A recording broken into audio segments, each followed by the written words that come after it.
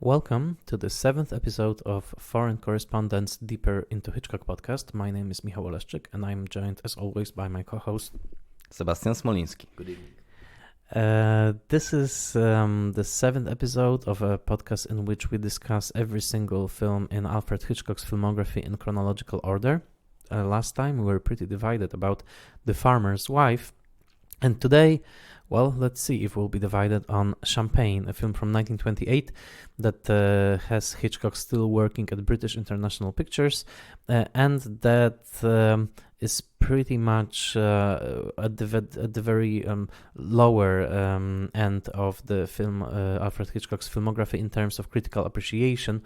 I don't know many champions of this film, and I can, well, give out a spoiler at the very beginning.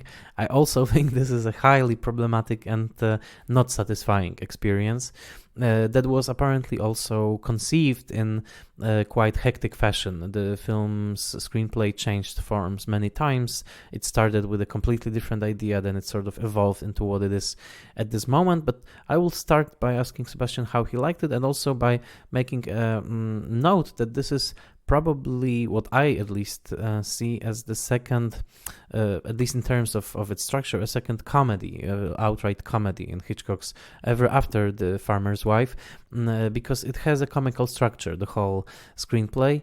But how did you like Champagne? Did you get drunk on Champagne? Yeah, maybe a little dizzy. No, I honestly think I agree that it's one of his least memorable movies as well. It's also pretty boring, which is maybe not a sophisticated remark, but really, it's you must put some effort to just survive to the end, because, as you mentioned, we will probably explore more on that. There are some strange script resolutions. There are some characters that we do not grasp really what are they doing exactly. And also what I found maybe most interesting, so that's to give this positive note, I think it's a very interesting example of Hitchcock really trying to emulate Hollywood, maybe not only style, that's not most important in this movie, but Hollywood feeling, like this. There is this jazz age story suddenly after very bucolic and very English The Farmer's Wife. So this movie is something in this regard totally different. Yes, and there is a jazz age feeling to the movie. It's sparkling with champagne. Literally, the screen is actually flooded with champagne at some point. We are inside a champagne glass. There is a pretty wild jazz party going on in which we see, shockingly, two women dancing, which we know is actually a view that shocked Hitchcock himself on his visit to Berlin, so it made its way into this film. Let's start with the plot. The plot is really something taken out of, it seems, partly maybe something like a screwball comedy of the 1930s, because it all starts with a runaway heiress. A runaway heiress, of course, is a staple of screwball comedies. All we need to remember is It Happened One Night by Frank Capra. It also starts with this rich girl escaping her father, and here it's the girl, played by Betty Balfour, who escapes her father with her lover, Gene Bradin, who plays the boy, as he's called in the cast list. And it's really the story, and we will spoil it. It's a story of a father trying to stop this union through his friend, who is played by Ferdinand von Alten, billed as Theo von Alten. And really the story is of this father who is deeply anxious about his daughter's choice in a relationship. He puts up this elaborate plot to drag his daughter away from her lover, and the plot is basically twofold. He falsely informs her that he's broke and that he's no longer rich, he's no longer a millionaire, so she's no longer wealthy and she needs to go to work, and that she does. She goes and she works actually in a nightclub, and also he sort of employs his friend to watch over his daughter, but also apparently to partly seduce her. It's an older, middle-aged friend who is at various points in the story shown sipping on champagne, throwing disturbing looks at our heroine, seemingly trying to seduce her. This is what we think, until at the very end, the revelation comes. He wasn't trying to seduce her at all. He was simply guiding her, or he was a chaperone maybe, or he was the eye of her father. Literally, he was acting on behalf of her father. But even in this brief and chaotic summary that mirrors the chaos of the film itself, you can see that there is some strange the plotting, but also strange sexual dynamics, because it's really the father tries to stop his daughter from being in a relationship through his older friend, who also seems to be seducing the daughter, and in that way it turns into this Oedipal story of possibly the father seducing his own daughter. There is a suggestion that he wants simply to keep her close to him, and this is, I think, the strange, disturbing part. And the father, by the way, is played by Gordon Harker, whom we already saw in The Ring, and whom was last seen on this podcast as this despicable anti-marriage servant in The Farmer's Wife. So did this Oedipal triangle become interesting to you, or did you focus on some other strange elements of this deeply strange film? Oh, it certainly is. It's pretty interesting, and also because the character of the boy and the actor himself, it's a pretty terrible casting. It's one of the I think biggest mistake maybe ever in Hitchcock filmography, or that's at least my opinion. He's utterly uninteresting. He looks a bit like this cross between Armie Hammer, which is not bad, of course, and Ivor Novello. And a bit of George Saunders from All About Eve. So he has this very he's a square character to begin with, very serious, and it's one of these people, I think, that Hitchcock and his cinematographer Jack Cox liked to mock on the set, because he's so serious in this, let's say, British manner, but I think he's American, because we're talking about American characters in this movie. So yes, so that's why he's not really vital to the plot at all, and we may be surprised that she actually wants to marry him in the first place. So that's why this strange character played by Ferdinand von Alten that you mentioned, this man who gives sinister looks. It's a very, very strange performance. He's really creepy to a large extent. And I wonder if, because of the rewrites of the script that you mentioned, or even the very fact that the script wasn't finished when they started shooting, if that's not one of the side effects of this whole chaos, that his character is supposedly going to the other direction that we may feel at the beginning, and still towards the very end, towards the even at the very end, the last shots are once again very ambiguous. So there is this happy ending, there is this happy resolution, but this woman in peril element of the movie is still there to some extent. Mm-hmm. Yeah, and the script is again by Elliot Stannard, by the way, whom we already saw on this podcast as the collaborator for Hitchcock on those early silent films. The script has some sort of a Shakespearean core, because the whole notion is deeply Shakespearean for a comedy, to have a young couple who is sort of unlawfully together and who faces opposition from a father figure. This is how Midsummer Night's Dream and Much Ado About Nothing and As You Like It and most of Shakespearean comedies start, that there is a young couple, they want to be together, and there is a father who says, no, you cannot be together, and then there's a plot to upturn all the allegiances. And here, yes, another deeply Shakespearean invention, an inventive lie. The father says that, I'm broke, and now what will you do, right?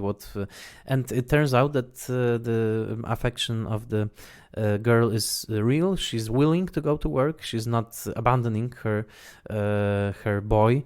But yes, probably what's most written about in the case of this film, and also Charles Barr writes about it in his English Hitchcock book, is this very disturbing scene of a 2.5 minute dark sexual fantasy, really, of the girl being assaulted by the man, by Ferdinand von Alten's character, when she sees him lurking from behind the champagne glass, and suddenly in the nightclub she envisions this whole scene of him taking her into a small room at the back lot and assaulting her sexually, and then she blinks and it turns out that it was all just her vision. It didn't really happen.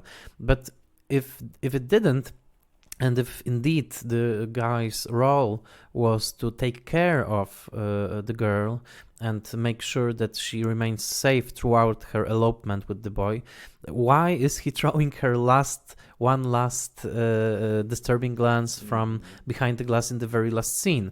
Maybe it's a sick joke on part of Hitchcock, saying that, in fact, he was always desiring her, and this whole ploy with the father wasn't really relevant, especially since he is throwing her one look before he even gets a telegram from her father. So maybe it's Hitchcock winking to us and saying, okay, he was taking care of her, but in fact he also had sexual desires for her.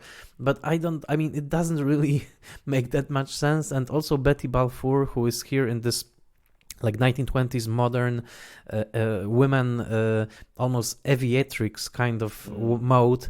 She wears goggles and a leather suit at the beginning, and it's just I think at once very dated, naive, very chaotic, and I don't think Hitchcock himself was deeply attached to the project, to its consistency, to its beauty.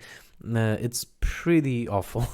Yeah, and of course Hitchcock really he kind of maybe not rejected this movie, but he said it to Truffaut that it's probably his worst movie.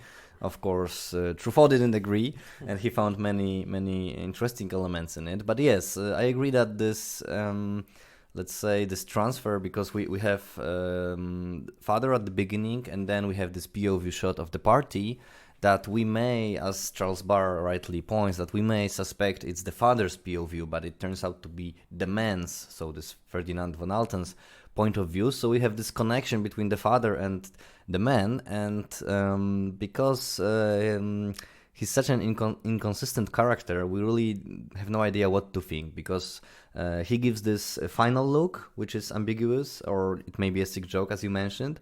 But the scene before, when he goes with her to his room on the boat, we have this moment when she's kind of trapped, and it's a true Hitchcock moment in an otherwise not really, so-called Hitchcock movie, but it's there. It's there, this entrapment that she cannot go out, and he's somewhere in the bathroom, and she's trapped, and she starts to think what will happen, that she's with a stranger in a room on a boat. So this is pretty interesting, but I have this impression that maybe Hitchcock wanted to do something different with this material, but really couldn't, because he had to work very fast. Maybe he wanted to do something thrilling, but he had to make a comedy. I don't know. It's really puzzling. But you mentioned that she's this pretty emancipated woman, and her entrance is grand. It's a pretty grand entrance, because she's flying in her father's plane, by the way, which she destroys. She's flying to catch this boat, which is somewhere in the middle of the Atlantic Ocean, right? And so that's the kind of performance that Katharine Hepburn would have played a few years later in the 1930s. So there is this feeling that maybe this movie is something of a, something similar maybe to American pre-code cinema in a way, that we could maybe imagine Barbara Stanwyck in this performance. But of course that's me kind of adding something that is not there. But I like this beginning, because it's really Hitchcock is putting a lot of effort to set up this spectacular piece of her landing in the middle of the ocean, and it gives you some thrill at the very beginning, but then when the interaction with her boyfriend comes, then it's really very, very boring. So that's, for me, that's the biggest problem I have with this movie. Yes, and if I read correctly in some other book, I think it might have been John Russell Taylor's, but I'm not sure. It's really a film that was made almost completely by accident in terms of what the script actually is. It started off with a completely different tale of a young woman who works, I think, in a French countryside or in some small store. And she every day she looks at the boxes of champagne being sent to Paris, and she wonders what is the life like in Paris, where do those bottles of champagne go. And then she goes to Paris, she sees how champagne is consumed, and she becomes a prostitute, and she falls down on the social ladder, and then she looks again at the bottle of champagne, and she knows already where it goes. There's sort of this deeply Puritan view of alcohol as a destroying force for society. And here also it's partly there because if one was looking for Hitchcock's themes, of course the theme of a respectable life suddenly turned on its head, and this sort of fear of losing respectability at once was already explored by him in Downhill. And this film is a little bit like a comical version of Downhill, in which, yes, you go downhill, but it's really a ploy on your father's part, and in the last scene, it will be like this Deus ex machina.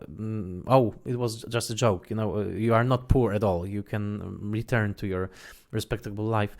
So yeah, and if I should be consistent, if I complained so much last time in the last episode about caricature way of showing women, here it has to be handed to Hitchcock that he does try to portray a more independent, modern type of a woman in the character of the girl. She is never caricatured. She's actually quite witty and active, and she has a sense of humor. She has intelligence. She flies a plane, as you mentioned. So yes, there is a more modern way, a more modern view of femininity. Barr also mentions the fact that it was the time that Hitchcock himself became a father, so to a daughter, to Pat Hitchcock. So it's interesting that he makes this film in which there is this deep concern about father-daughter relationship. Like, will my daughter remain faithful to me? Will she be obedient, or will she one day perhaps escape with some guy? And I'm as always cautious with readings like that, with psychological readings. But yes, I mean, if last movie, The Farmer's Wife, was about rejection and something that Hitchcock knew and feared, being rejected by women, and he was often actually rejected in his advances when he was making them to his leading ladies. Here you have this fear that what if a young woman, a daughter, is actually not obedient, and she goes her own way. I think the character of a father played here by Gordon Harker is interesting because the father seems deeply depressed. He's like sad, he's very sad, has sad eyes. He doesn't really play the fury of a father who is not followed by his daughter. He plays like a man in deep depression. Like, he's very tired, sad. There's this strange breakfast that they're having with him, like sort of sitting sullenly at the table, and her making the breakfast. It's interesting the way that he directs the character of a father. It's not the stereotypical millionaire, like this fat guy with a cigar and mustache. No, it's like a tired old man. Interestingly enough. Yeah, he has a cigar, though. You're right. He's tired. It's a very interesting reading of this character. Yeah, and the scene of breakfast is pretty interesting because there is this, for a short moment, we have the vision of them as poor people, because that's what daughter thinks, that they are actually poor right now because he says he's ruined. But then he escapes this, let's say, this breakfast from that his daughter is preparing, and he goes to a feast that he's buying for himself. Yes, and it's an unlikely piece of casting, I would say, because we associate Gordon Harker with excess, of course, based on the performances in two Hitchcock previous movies. And here he doesn't have this bravado of a American entrepreneur or American businessman of the 1920s, or even if he made his fortune earlier than from a Gilded Age fortune. Of course, we should add that there is this theme of champagne is actually connecting all these pieces, that it's let's say maybe the only structure the movie has, because it begins with champagne, with exploding champagne, which is another it may be another sexual innuendo on Hitchcock's part, that the champagne is exploding, which mirrors the rage of the father, but also maybe mirrors his some kind of sexual desires, who knows. And champagne is everywhere in this movie, and the father is producing champagne, which the daughter is drinking and then serving in the latter part of the movie.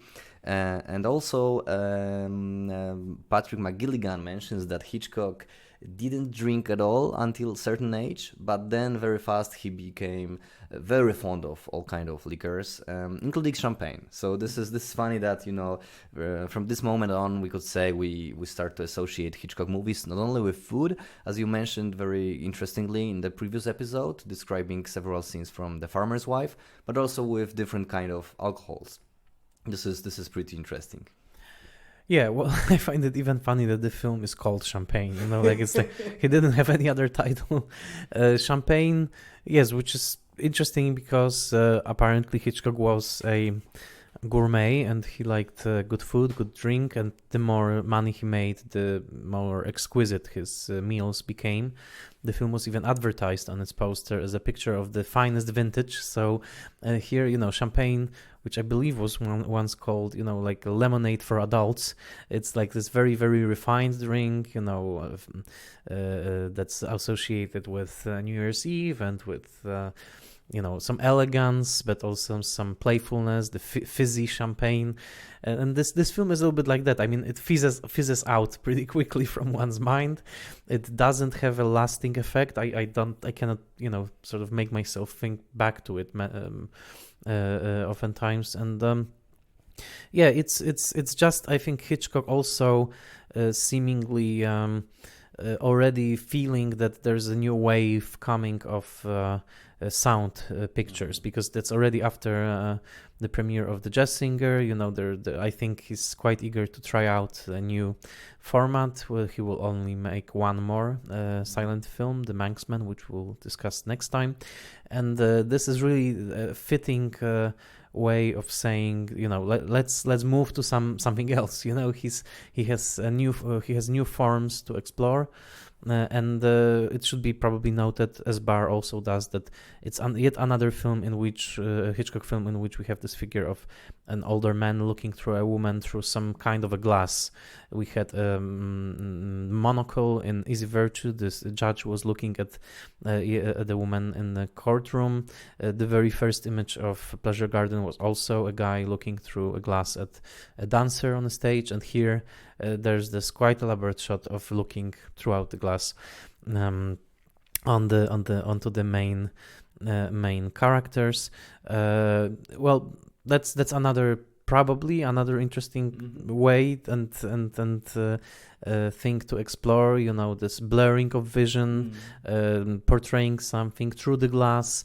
We can only encourage our international listeners to explore a novel by Bolesław Prus, in which there is a whole Lalka, the doll, in which there is a whole chapter. Masterpiece. It is actually a masterpiece, and it is translated into English, so you can check it out in the New York Review of Books edition. There's a whole chapter called "Through the Glasses," and it's another trope. But honestly, I don't think there's anything more I could say about this film. It didn't move me on any level. I think both Hitchcock and us at this point are quite impatient to move on to talking pictures. So this will be probably the last thing I will have to say about Champagne. Don't start your adventure with Hitchcock with Champagne, because you may be discouraged. Yeah, this is probably not the best idea to start with this movie. But of course, I like the way we're discussing these movies, because as probably you as our listeners, you notice that we are more of film critics with deep interest in film history than, film scholars per se, right? In this particular podcast, because of course you can have a very patient way of looking at Hitchcock's silent movies. This is something that Charles Barr does to a certain extent, and that certainly Maurice Yakovar does in his, let's say, pioneering book about Hitchcock English movies. And he's discussing he's discussing Hitchcock's silent movies or English movies in general, almost scene by scene, not adding a lot of, this critical disapproval or critical appreciation. So, or rather, there is a lot of appreciation just within between the sentences. So I hope that you like our way of discussing it, like trying to include our own personal response. Let us know if that's what you're looking for in this podcast. And just two potentially interesting facts about the movie. Or the first one is my feeling that this strange character of the man is another instance of Hitchcock trying to construct this sinister gentleman, because as we know, what was really interesting since the 1930s in Hitchcock movies is that his villains were very sophisticated, were men with high manners, upper class usually, right? So that's this vision of villain as a gentleman is something that Hitchcock perfected in the 1930s, and I think in Champagne we can sense some kind of like first drafts of this kind of character. And to end with a bit of a trivia, it may be interesting to you if you like Michael Powell and Emmerich Pressburger movies, and I think we both love them. Maybe we'll have a chance to talk about these movies, which are among the most fantastic that British cinema ever produced, of course. So there is this very interesting fact about the movie, that the publicity stills were made by Michael Powell, by the very young Michael Powell, who had to be really brave to come on the set and do it, because Hitchcock and Cox, the cinematographer, they really didn't allow for any publicity stills to be done, because Hitchcock didn't like the leading lady, or at least that's how McGilligan describes it, saying that Hitchcock wanted to have another actress, by the way, the actress that will star in his next two movies, to play this part. But Michael Powell did it. He did really good publicity stills. Even the most famous one is with our heroine at her job interview with the man on the right, looking at her legs and using his leg to kind of expose the legs from her back. So which is a pretty nice still. And also showing kind of maybe the way the women had to enter the entertainment industry. So that's pretty funny. And after Michael Powell did all these stills, Hitchcock and Cox invited him to have a beer. So that's a pretty nice anecdote when two masters meet at the early stage of both men's careers. Oh, that's very nice. I would love to hear that conversation. What was it like? Well, this is, I think, it in terms of our discussion of Champagne. Thank you for listening to our podcast, Foreign Correspondence Deeper into Hitchcock. Please like our fan page on Facebook. You can also reach us by email, hitchcock.podcast@gmail.com, sorry. And, well, if you have any suggestions and just, want to share some thoughts about the podcast, we would love that. And please spread the word. If you know other people interested in Hitchcock, then please share our fan page in your social media, because we are still trying to reach out to as many people who are interested and passionate about Hitchcock the way we are. So thank you for listening, and see you on the next episode of Foreign Correspondence Deeper into Hitchcock.